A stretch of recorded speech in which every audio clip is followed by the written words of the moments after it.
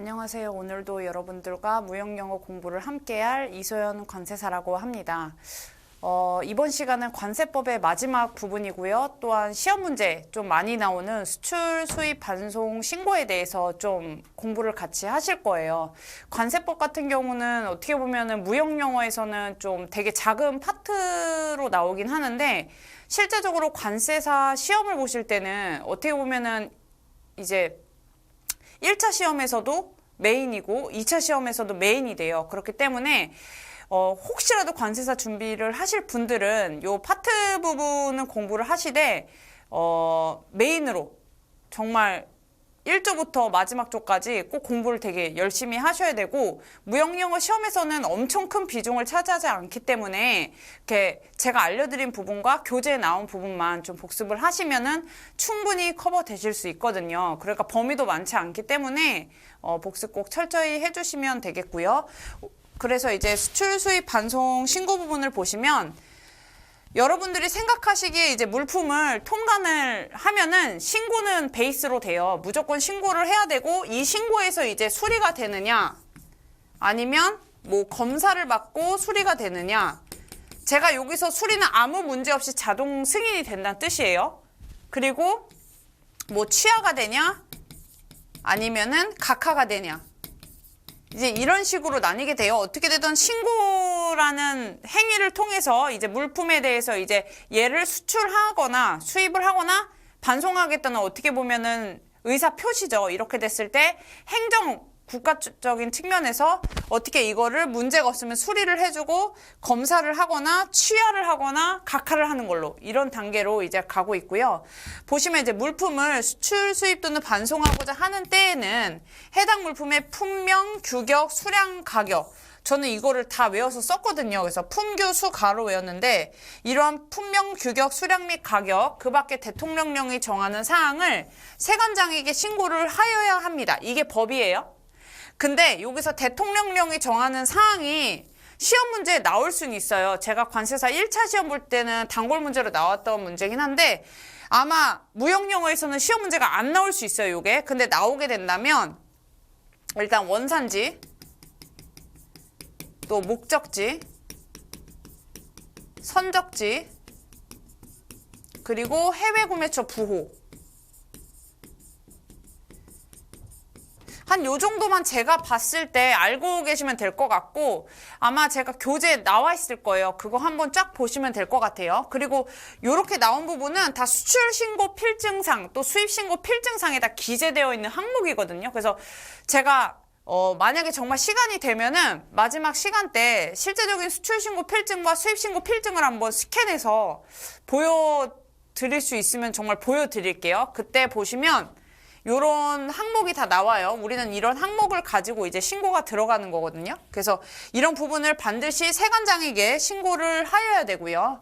반송신고 생략 간소화 같은 경우는 무조건 신고가 돼야 돼요. 근데 간소화하거나 생략하는 법이 있어요. 다음에 해당하는 물품에 대해서는 신고를 생략하거나 관세청장이 정하는 간소한 방법으로 신고를 할 수 있다고 되어 있는데, 관세청장이 정하는 간소화 방법 중에 대표적인 거는 신고서 제출을 생략할 수 있어요.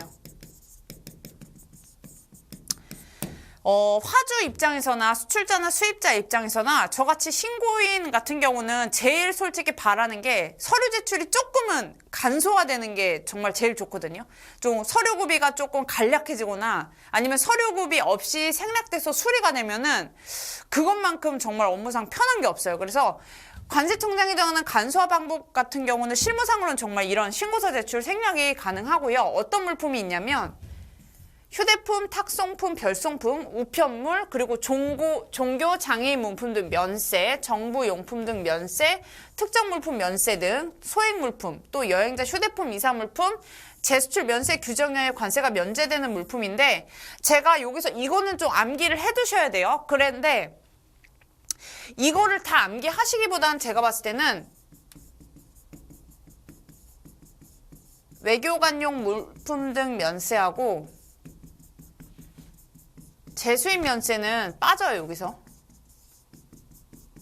그러니까 요 두 개, 안 나오는 요 두 개를 암기를 해두시면 차라리 편하겠죠. 시험 문제 요 두 개를 내는 게 아니고 요 문제를 낼 거기 때문에 요 두 개를 암기하고 계시면은 확실히 물품 문제를 되게 짧게 풀 수 있겠죠. 그래서 외교관용 물품 등 면세와 재수입 면세는 이 조항에 빠져 있다라고 생각을 해두시면 돼요. 그리고 국제 운송을 위한 컨테이너인데 컨테이너 중에서도 기본 세율이 무세인 것만 해당돼요. 아셨죠? 신고 중에서 생략하거나 간소화시킬 수 있는 대상에는 컨테이너가 있어요. 여러분들 생각하시기에 당연하겠죠. 왜냐하면 물품을 수출하건 수입하던 컨테이너로 요즘에 운송을 하기 때문에 당연히 생략을 하거나 간소화시켜줘요. 단 기본 세율이 무세인 것.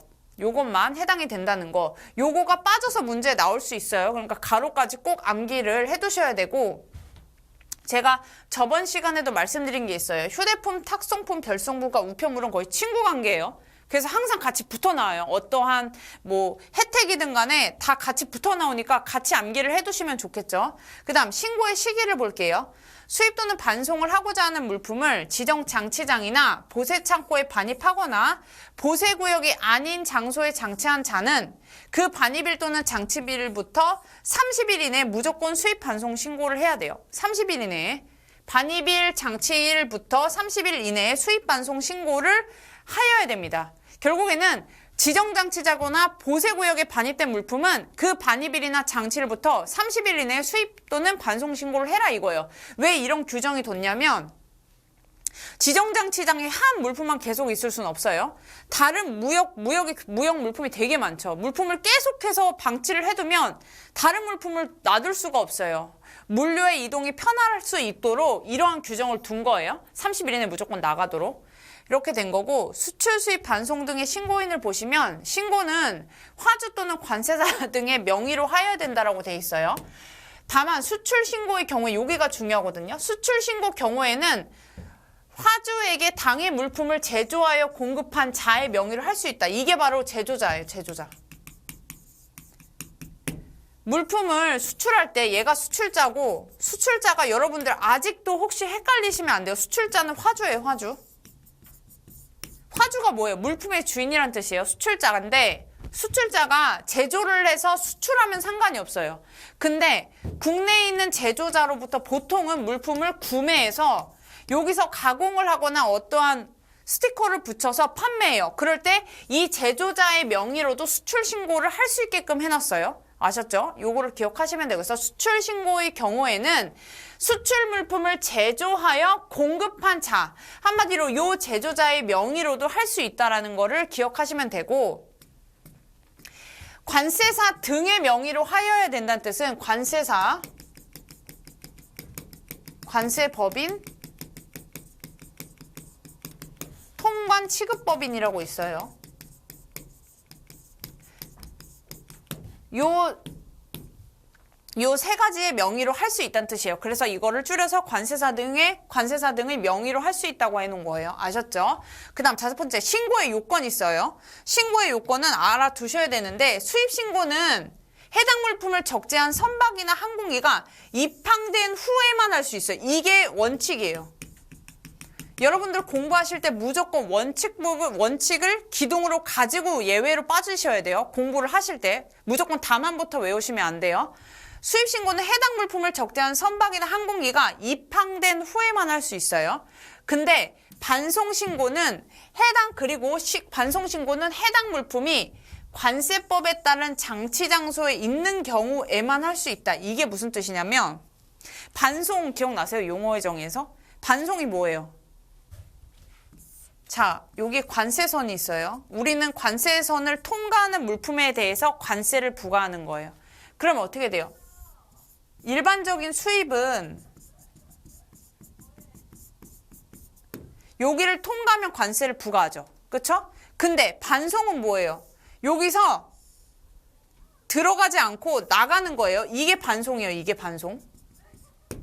그럼 이 반송이 여기 들어왔죠. 들어오면 물품이 일단은 보관이 될 거예요. 그럼 그 보관하는 요곳을 보세구역이죠. 이게.